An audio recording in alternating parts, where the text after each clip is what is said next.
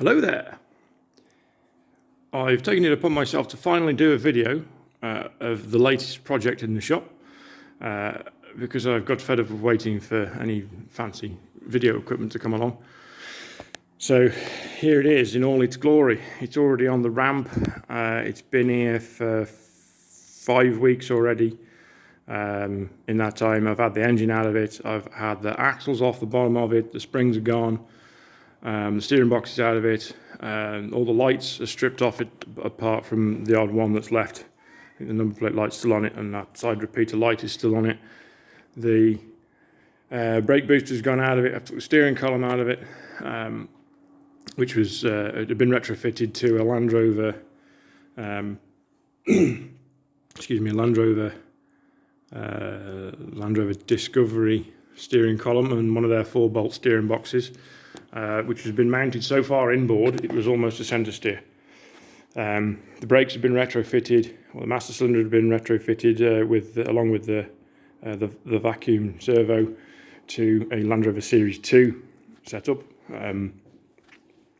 which, if I was going to keep Land Rover axles under it, it probably would have been acceptable, but no, we want better than that.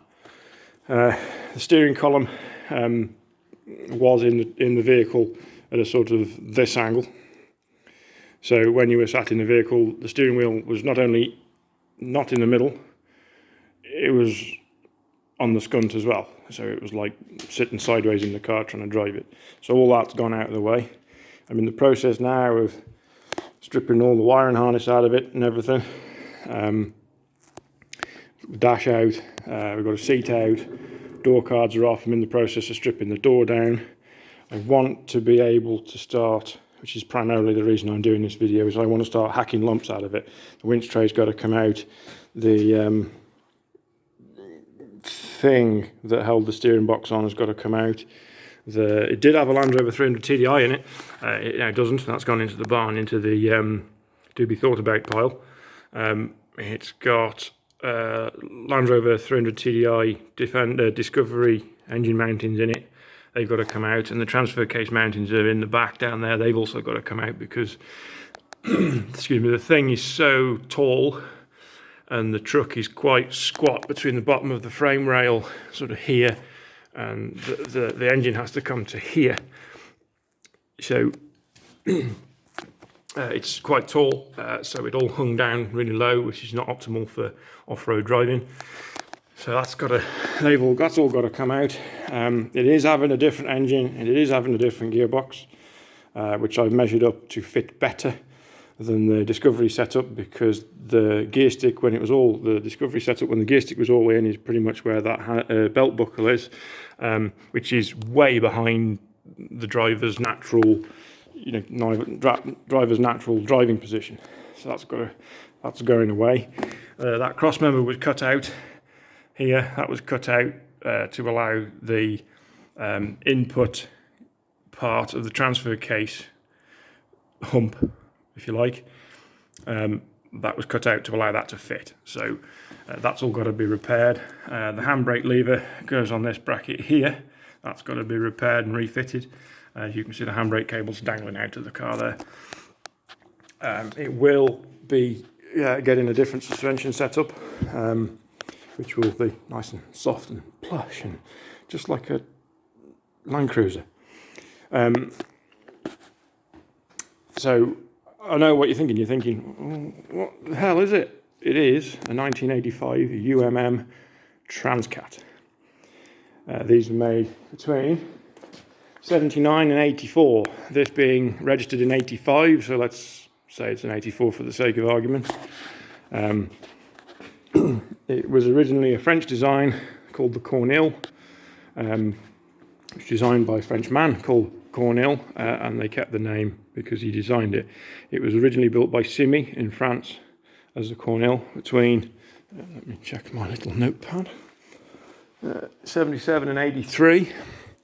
And there is videos on the internet of a Cornille with a side-mounted finger mower up the side there.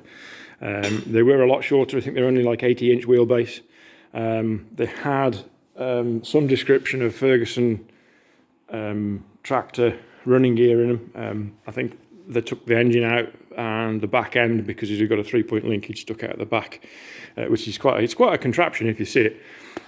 Takes ages to start, and something. This was pre UMM. UMM bought the design in 1970s at some point, and stretched it and made it into the Transcat you see here. This is a 100-inch wheelbase. It did have a Peugeot diesel engine. It did have a 4-speed manual transmission, which was obviously not in it when the bloke who owned this before me owned it. I do know where it is. I could go and get it and dissect it and go ooh ah, but I haven't got around to it. Transfer case is proprietary to UMM, because it's got it all in the castings. It's very similar to a Dana style. Dana 300 I think it's very similar to. I could be wrong on that. Where else have we got to say? UMM is a Portuguese manufacturing company, a fabrication company like who I work for, and it is basically built out of 2.5 and 1mm flat and box section. The frame is actually box section, very strong, very simple. It is effectively a monocoque design, because the body is welded to the frame, even though the frame is actually sort of like a separate frame. As you can take the body off the back and use it as a pickup and it doesn't fall in half, which is also very nice. UMM then went on to make the Alta and the Alta 2, they're all very similar, but they're nothing like each other. They retain the box section frame. They retain the leaf spring setup. They retain the Dana axles. They all use Peugeot engines, and I think they're anything up to 2.3.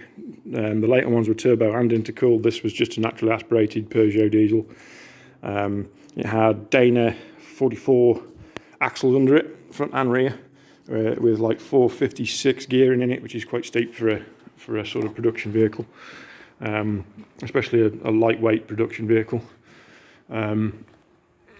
It is all steel. There's no aluminium in it. The floor is rotten, and there's big piles of to fix. So, as well as lots of, like you can hear it crumbling when you push it and poke it. So this is the inside of the beast. Very, very basic. Fiberglass door panel. Fabricated door with top hat section and steelwork. Very, very simple. Coach built, generically available out of a catalogue. Door handles. All the window seals are all proper rope-in style rubber seals that will have to come out to have the doors treated, because again, tin worm. There's a panel that fits in the floor here, and there's a panel that fits in the floor here. The heater is on this panel with 2 short hoses that go into the back of the head, and then up into the window ducting, which that one is currently full of flies. I have blown this one out. The windscreen wiper motor is very simple. One single linkage, very small 10-inch wiper blades into a square, flat windscreen, which is brilliant because anybody can cut them. The same with the other side panel and glass. The roof is plastic lined to stop it sweating. What else to say? Previous owner. Now, there's a previous owner that owned it, had wonderful ideas of putting it back together, and was just kind of just pushing it together. So when I took the little switch panel out, I found all this. This is original because it's got the punch marks of the press. So, so that's all. This I'm going to cut it out round here, round here, round here, and round here. I've got it marked out so that the centre of where I sit is this line. Yeah, this one. This one where the cross is where the centre for the steering wheel is going to go through. This is where it used to go through, so you can already see that it's off by 1.5 inches. And as you look through that hole, you can see the hole behind it, which is the steering shaft hole, which actually does point down in a straight line to the steering box below, which would have been from a Hotchkiss CJ Jeep style effort. So that's got to be repaired. I've got to modify the tunnel for when the gearbox eventually goes back in. That hole there, believe it or not, is actually a factory hole for servicing the starter motor. It's just a little panel that just pops in. This hole here is not factory. This one is the hole that the injector pump on the 300 TDI had to poke through, which is nice. It's just been rough plasma cut out, so that needs to be repaired and put back together. The firewall where the master cylinder was, well, not the master cylinder, the vacuum servo was put in, needs to be repaired and a better, bigger servo put in. It was a cable clutch, that's got to be modified to hydraulic.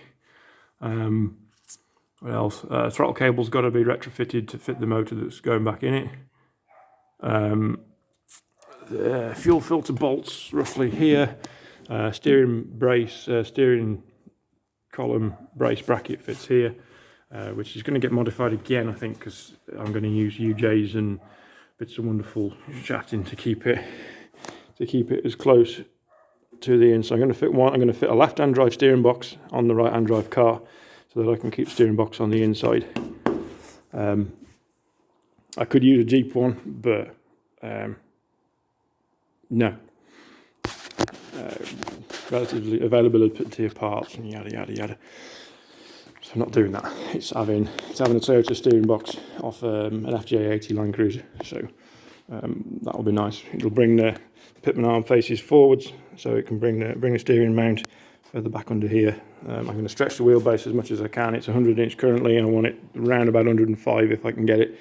If I can't, I'll settle for 102, 103. So it is what it is. I've got a new fabricated steel bumper to make that's going to go wrap around just exactly like the factory one, but I'm going to taper it off at the end so we haven't got less sticking down into where the weeds are. I'm going to make a copy of the original cow bar thingamathing, but so not as to wreck an original one, I'm going to cut it apart and not cut it apart, sorry, copy it. I'm going to copy it up into something useful, so that I don't have to worry about clouting trees and driving through brush and something. This one's got to come out. This was just a generic rough country 6mm steel winch tray that was welded in. It is welded on the piss entirely. It's more that way than that way, and it's more that way than it is that way, and yeah, it's having that. So can I please start cutting it apart now? Now I've done this video so you can all see what's going on. Oh, that's the other thing. Bonnet's on the roof. Bonnet needs bonnet or hood and needs significant repair. So we've got to do that as well. There's just a few minor things to do. So I'll check back in a couple of days and see what kind of mess we've made and what we've set on fire and what we've cut and left on the floor.